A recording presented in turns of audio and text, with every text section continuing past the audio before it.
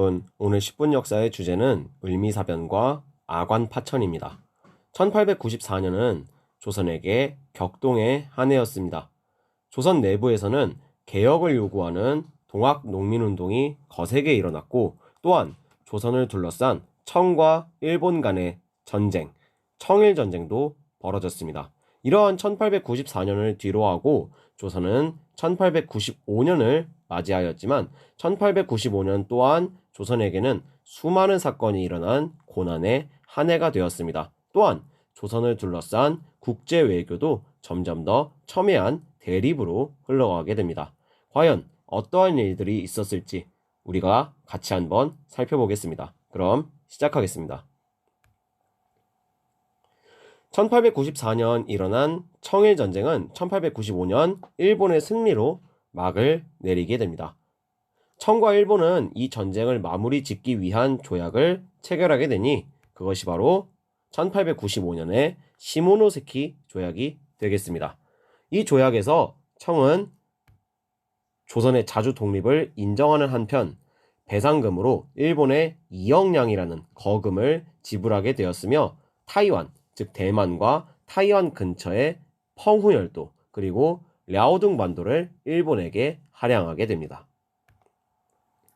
자, 지도로 보면 바로 이 지역들입니다. 이 지역들을 일본이 확보하면서 청일전쟁 이후 일본은 동아시아에서 무시하지 못할 세력으로 급부상하게 됩니다.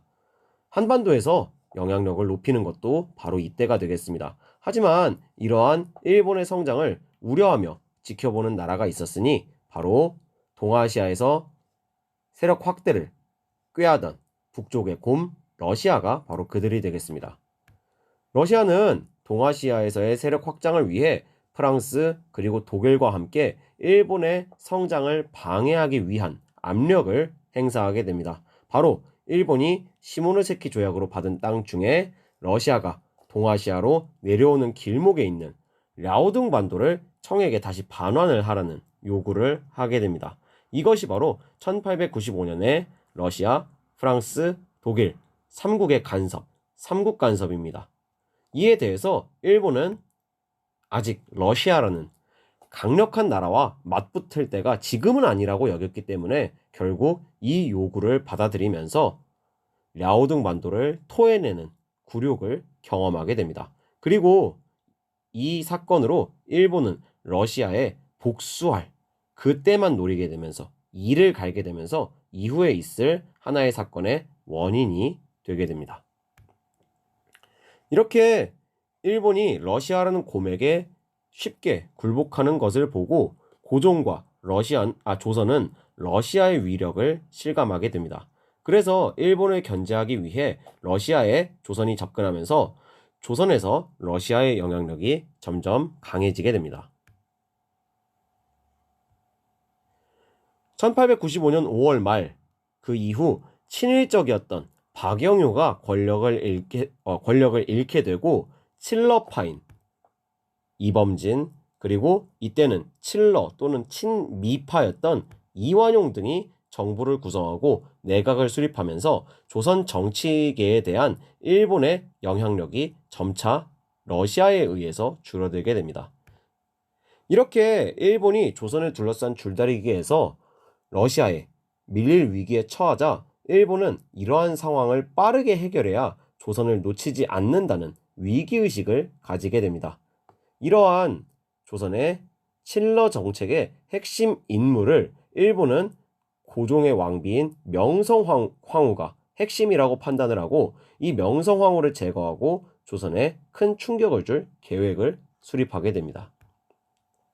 1895년 10월 8일 조선에 파견된 일본 공사인 미우라 고로의 주도하에 일본군과 낭인들이 동원되어 경복궁에 침입해서 명성황후를 끌어내고 시해하는, 살해하는 충격적인 일이 발생하게 됩니다. 이것이 바로 을미사변이 되겠습니다.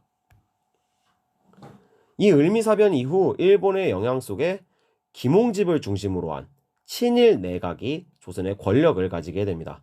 이들에 의해서 이때 양력의 사용, 단발령 시행, 종두법 시행 등의 근대화 개혁이 진행되니 이것이 바로 3차 가보개혁, 을미개혁이 되겠습니다. 이 을미사변으로 고종은 큰 충격을 받게 되고 신변에 목숨의 위협을 느끼게 됩니다.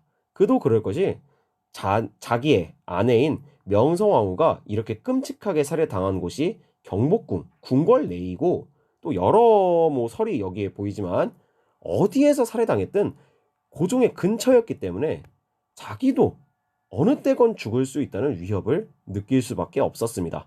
그리하여 1896년 2월 11일 새벽에 궁녀들이 타는 가마 두 채가 몰래 경복궁을 빠져나갑니다. 그리고 그 가마는 곧이어서 당시 정동 언덕마루에 있던 러시아 공사관에 도착하였고, 이 가마에서 국왕인 고종과 세자가 내리게 됩니다. 이렇게 고종은 궁녀들의 가마를 타고 일본군의 감시를 피해 자신의 거처를 러시아 공사관으로 옮기게 되니 이것이 바로 러시아 공사관으로 파천하다 아관 파천이 되겠습니다. 참고로 파천은 왕이 임금이 난리를 피해서 도성을 떠나는 일을 말합니다. 아관 파천이 성공한 다음 고종은 김홍집 등의 친일 내각 구성원들을 역적으로 선포하고 체포령을 내리면서 김홍집 중심의 친일 내각은 이렇게 무너지게 됩니다. 이후 친러파와 친미파가 중심이 된 내각이 수립되고 단발령 및 갑오개혁식이 제정된 왕권을 제한하는 법령들이 폐기가 되면서 우리가 봤던 이 아관파천까지의 역사를 다 같이 배울 수가 있었습니다. 이렇게 우리가 아관파천까지의 역사를 공부했는데 계속해서 중요하게 정부의 대표로서 나오는 인물이 있습니다. 바로 김홍집입니다. 이른바 김홍집 친일 내각이라고 해서 김홍집도, 그리고 친일 정부를 이런 김홍집도 친일 정부를 이끌었으니까 나라를 팔아먹는 친일파 아니냐, 뭐 이렇게 생각할 수도 있겠지만 요즘 들어서, 그리고 그 당시의 평가는 조금 다른 모습도 존재합니다. 당대를 기록한 역사가 매천 황현 선생은 자신의 책인 매천야록에서 김홍집이 비록 일본과 화합할 것을 주장해서 그 뜻은 좋지 못했지만 그는 최소한 국가를 위해서 전심전력을 다했고 능력도 다른 이들보다 뛰어났기 때문에 그가 살해된 다음 매우 애석하다는 사람들의 여론이 있었다고 기록하고 있습니다. 또한 그의 최후에 대해서도 6일준, 박영효 이런 애들처럼 일본으로 도망갈 기회가 있었지만 책임감을 느끼고 남아서 고종을 만나보러 가다 백성들에 의해서 참혹하게 죽음을 당했다는 그러한 기록이 매천 황현 선생에 의해서 남아 있습니다.